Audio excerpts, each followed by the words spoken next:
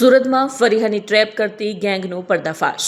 2 મહિલા સહિત 5ની ધરપકડ। ઉમરા પોલીસે ગેંગને ઝડપી પાડી।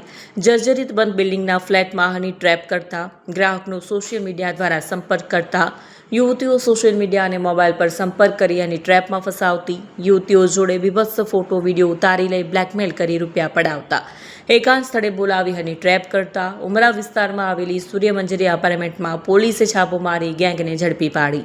એપાર્ટમેન્ટ જર્જરિત અને મોટાભાગના ફ્લેટ બંધ હતા, જેમાં શંકાસ્પદ લોકોની અવરજવર રહેતી હતી, જે અંગે તપાસ કરતા પોલીસે ગેંગને રંગે હાથ ઝડપી પાડી। પોલીસની તપાસમાં યુવકને હની ટ્રેપમાં ફસાવવામાં આવ્યો હતો, જ્યાં યુવકને હની ટ્રેપમાં ફસાવી 5 રૂપિયાની ખંડણી માંગી।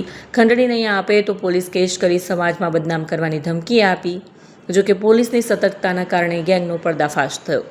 ઝડપાયેલા આરોપીઓમાં આકાશ પરસોત્તમભાઈ વાઘેલા, પિયુષ હસમુખ ગોસ્વામી, ખેતારામ હડમતારામ પરમાર, રાજવી હિરેન દેવગણિયા, પ્રાંજલિ ઉર્ફે પ્રિન્સી, આદિત્ય પ્રતાપસિંહ રાજપૂતની ધરપકડ કરાઈ છે, જ્યારે રમેશ પાલ નામના ઈસમને વોન્ટેડ જાહેર કરાયો છે।